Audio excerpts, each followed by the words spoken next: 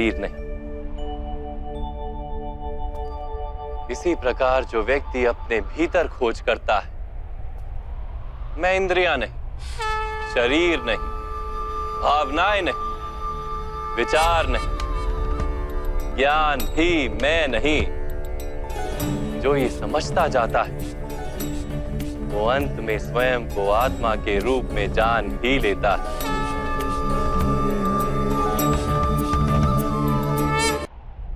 यह आत्मा का क्या कार्य है माधव? जब पर ब्रह्म के भाग हुए, पुरुष तथा प्रकृति बने, तब पुरुष अर्थात परमात्मा के अंश ने आत्मा बनकर प्रकृति की प्रत्येक वस्तु में वास किया। उस आत्मा को मोह तथा अंधकार ने घेर लिया पार।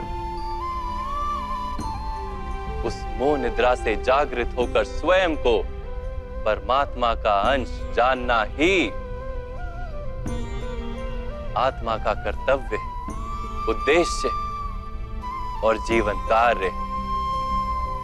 परंतु माधव, यदि हर आत्मा परमात्मा का अंश है, तो क्या उन्नति और अवगति स्वयं परमात्मा कर रहे? जिस प्रकार कीचड़ में पड़ा रत्न चमकता नहीं, वैसे ही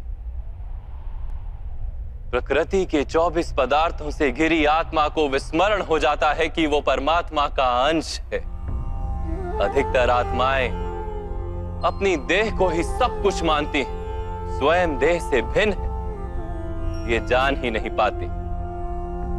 शरीर को जो सुख, दुख, स्वाद, गंध आदि का अनुभव होता है, उसे अपना अनुभव मान लेती है और बदलाव का प्रयास ही नहीं करती।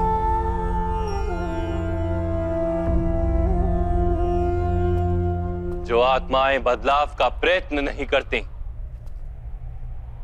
निरंतर अधर्म करती रहती हैं, उन्हें जागृत करने के लिए दंड देना अनिवार्य है।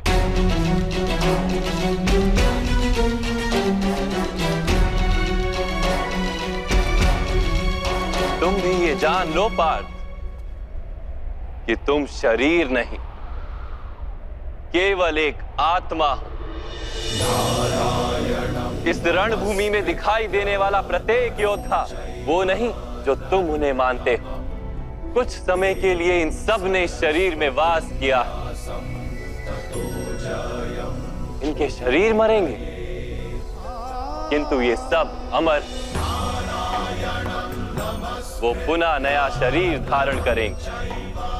जब तक स्वयं को शुद्धात्मा के रूप में जान नहीं लेंगे, जब तक अधर्म का त्याग करके धर्म में दृढ़ नहीं होंगे, तब तक ये जन्म लेते और मरते रहेंगे। यही ब्रह्म विद्या का प्रथम पाठ है पार्थ। जो जन्मा है वो अवश्य मरेगा, और जो मरता है वो अवश्य फिर से जन्म लेगा। इस महाज्ञान को सांख्य योग कहते हैं।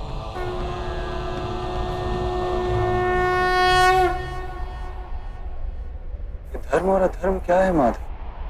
जिस मार्ग पर चलकर मनुष्य स्वयं को आत्मा के रूप में देखता है, परमात्मा के अंश के रूप में स्वयं को जानता है, उस मार्ग को धर्म कहते हैं।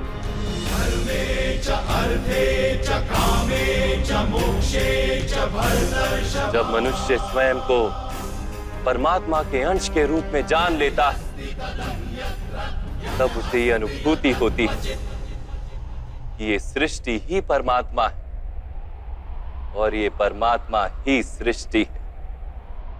सृष्टि और परमात्मा में कोई भेद नहीं।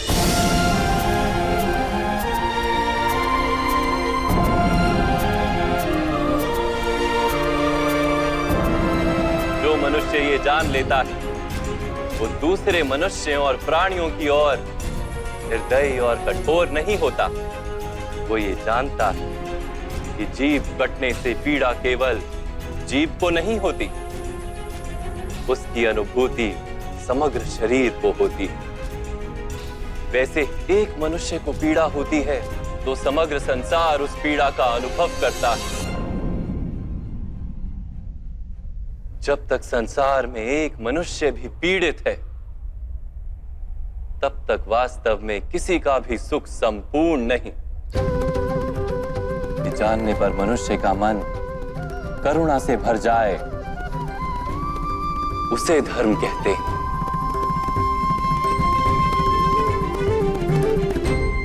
जब किसी पर तमस गुण छाया होता है, तो वो दूसरों के प्रति कठोर, निर्दयी और स्वार्थी हो जाता है। अपने माने हुए सुख के लिए दूसरों को दुख देता है। परमात्मा की ओर गति नहीं हो पाती उसकी। अर्थात अधर्म परमात्मा से दूर ले जाने वाले मार्ग का नाम है। अर्थात अधर्म तो अज्ञान का दूसरा नाम। तो फिर अज्ञानी के प्रति तो दया होनी आवश्यक है ना। दंड का क्या तात्पर्य है?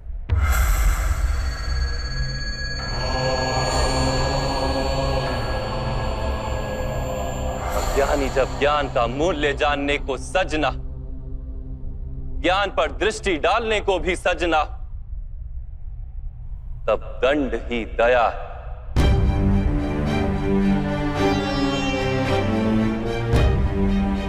उसके प्रति भी और दूसरों के प्रति भी।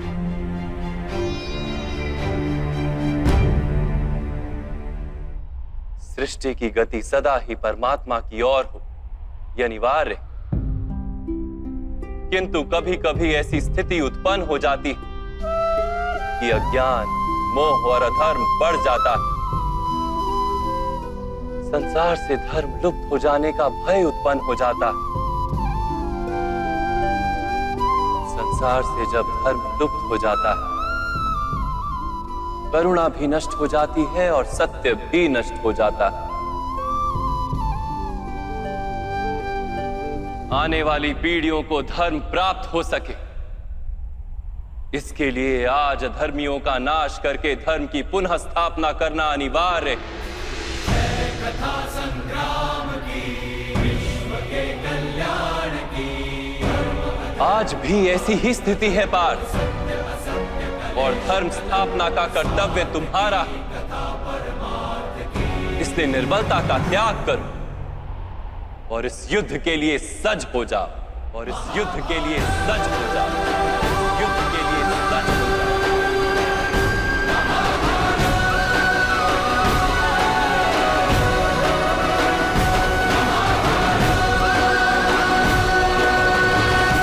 परंतु मेरे हाथों हत्याएं होंगी माधव। मेरे कारण किसी के प्राण जाएंगे तो मेरे अंतर की करुणा का नाश नहीं हो जाएगा।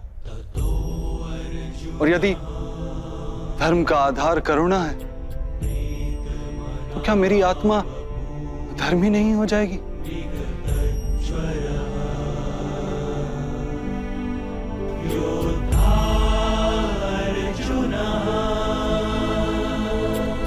कर्म का बंधन अवश्य निर्मित होता है, किंतु कार्य का बंधन निर्मित नहीं होता पार्थ। तुम्हें कर्म और कार्य के बीच क्या भेद है, ये जानना आवश्यक है। सभी कर्म कार्य हैं, किंतु सभी कार्य कर्म नहीं। कर्म उस कार्य को कहते हैं जिसके साथ फल की आशा जुड़ी है। मनुष्य जब भी सुख की, संपत्ति की, प्रशंसा की आशा रखकर कोई कार्य करता है, तो वो उस कार्य के फल से बंध जाता है। जब किसी कर्म को फल की आशा से किया जाए, तो उसे सकाम कर्म योग कहते हैं। और जब किसी कर्म को बिना किसी फल की आशा से किया जाए, तो उसे निष्काम कर्म योग कहते हैं। इसी कारण से उसे बार बार जन्म लेना पड़ता है। वास्तव में मनुष्य को कोई कर्म नहीं बांधता, उस कर्म से जुड़ी आशाएं उसे बांधती हैं।